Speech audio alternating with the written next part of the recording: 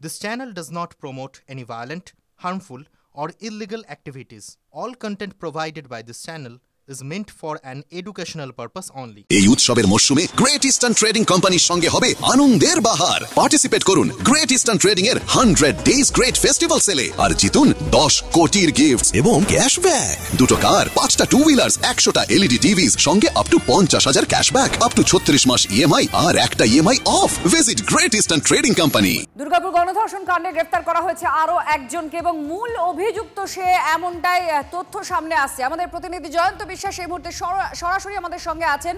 জয়ন্ত, এই মুহূর্তে আরো একজনকে যাকে গ্রেফতার করা হয়েছে, কি তথ্য পাওয়া যাচ্ছে এই গ্রেফতারি নিয়ে এবং সে মূল অভিযুক্ত এটা অনুমান করছে পুলিশ কেন? দেখো, পুলিশ যে তিনজনকে প্রথমে গ্রেপ্তার করেছিল তাদেরকে জিজ্ঞাসাবাদ করে এর নাম হচ্ছে সম্রাট, এর ডাকনাম শেখ নাসিরুদ্দিনের নাম, এই সম্রাটের মধ্যেই আচরণ করে এরকমটা জানতে পেরেছে। এ হচ্ছে এই গোটা গ্যাংটাকে লিড করে। এরা এই এলাকায় দুষ্কৃতিমূলক কাজকর্ম করে, এই জঙ্গল এলাকায়। যে ঘটনা ঘটিয়েছে এই ঘটিয়েছে বলে পুলিশের প্রাথমিক অনুমান। পুলিশ যদিও জিজ্ঞাসাবাদ করে আদালতে তুলে ফের তাকে হেফাজতে নিয়ে আরও জিজ্ঞাসাবাদ করবে এবং ঘটনার পুনর্নির্মাণ করবে। যদিও এখনও একজন অধরা আছে, আজকেই তাকে দুর্গাপুর মহকুমা আদালতে তোলা হবে। দুর্গাপুরের নিউ টাউনশিপ থানা ইতিমধ্যে এই ঘটনায় 4 জনকে গ্রেপ্তার করেছে। একজনকে ইতিমধ্যে যে সহপাঠী তাকে জিজ্ঞাসাবাদ করা হচ্ছে, তাকে আটক রাখা হয়েছে। তাকে কিন্তু কোনোভাবেই পুলিশ যে পুলিশ রাইডার তাকে ঘিরে যে ঘটনাটা হয়েছে, সে 1.5 ঘন্টা কোথায় ছিল সেগুলোকে কিন্তু খতিয়ে দেখছে। মিসিং লিঙ্ক বেশ কিছু রয়েছে, এখনও পর্যন্ত একজন অধরা রয়েছে, তাকে গ্রেপ্তার করে পুরোটাই বৃত্তপূর্ণ করতে চাইছে পুলিশ।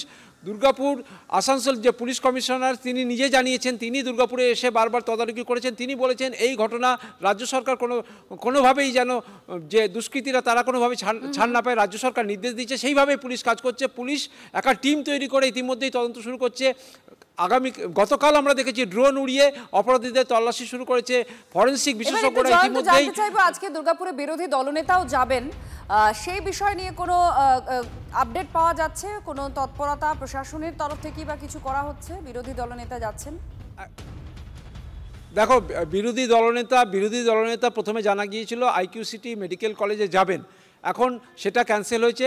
বিরোধী দলনেতা আসবেন, ওই যে নির্যাতিতা তার বাবা মায়ের সঙ্গে কথা বলবেন। কথা বলার পর একটা ধর্ণা মঞ্চ তৈরি হয়েছে আজ থেকে দুর্গাপুর সিটি সেন্টার চত্বরে। সেখানে ধর্ণা মঞ্চ আসবেন, সেই ধর্ণা মঞ্চ শুরু হবে।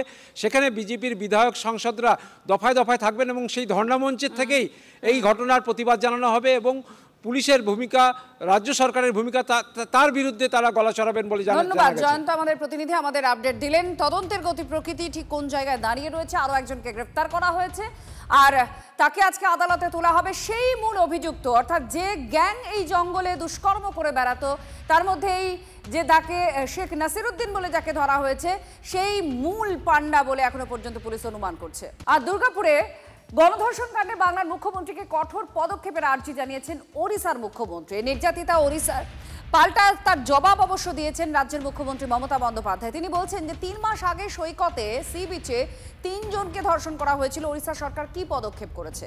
বিজেপি শাসিত রাজ্যে ধর্ষিতাকে কোর্টে যাওয়ার আগে পুড়িয়ে মারা হয়। বাংলায় যে কোনো অপরাধের ক্ষেত্রেই কঠোর পদক্ষেপ করা হয়, এই দাবি করেছেন মুখ্যমন্ত্রী Mamata Bandyopadhyay.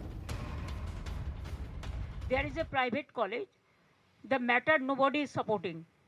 You tell me when Odisha, before 3 weeks ago, 3 girls in the sea beach, what action is being taken by the Odisha government?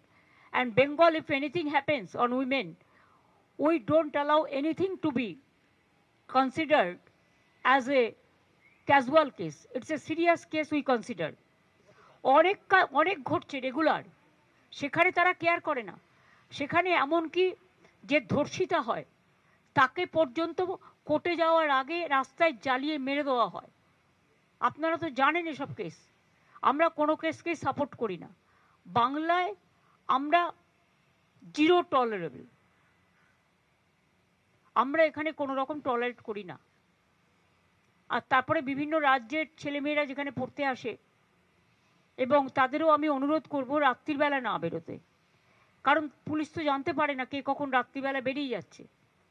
R private medical কলেজেরও একটা দায়িত্ব আছে তাদের স্টুডেন্টদের টেক কেয়ার করা। পুলিশ তো আর বাড়িতে বাড়িতে গিয়ে বসে থাকবে না। উনি বরঞ্চ প্রোটেকশন দেন, অভয়ার দেহ পুড়িয়েছিল বলে সোমনাথ চেয়ারম্যান পানিহাটির। কেষ্টমণ্ডল বোলপুরের আইসির স্ত্রীকে মাকে ধর্ষণ করবে বলেছিল বলে তার সিকিউরিটি বেড়েছে, পদোন্নতি ঘটেছে। কামদুনিতে ফাঁসির দণ্ডাদেশপ্রাপ্ত লোকেদেরকে উনি 15টা পিপি চেঞ্জ করে হাইকোর্ট থেকে বেকসুর খালাস করিয়েছেন। উনি রেয়াত করার কে? উনি তো প্রোটেক্টর। উড়িষ্যায় কি হয়েছে খোঁজ নিতে বলবেন। উড়িষ্যা, উত্তরপ্রদেশ, আসাম, অন্ধ্রপ্রদেশ এনডিএ রুল স্টেটে ধর্ষকদের জমা নিয়ে খরচ করে দেওয়া হয় 24 থেকে 48 ঘন্টার মধ্যে। কোনো ধর্ষকই বেশিক্ষণ জমা থাকে না।